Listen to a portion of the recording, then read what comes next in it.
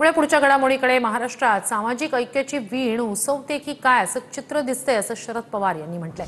वाटेल ती किंमत मोजू पण महाराष्ट्रात सामाजिक ऐक्य जपू।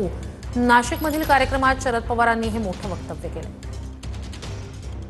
महाराष्ट्राचं चित्र थोडं वेगळं झालेलं आहे।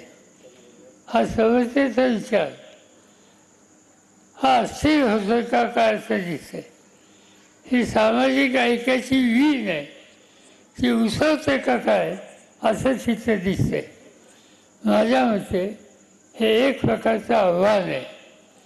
काय वाटेल ते किंमत द्यायची असेल तर किंमत देऊ।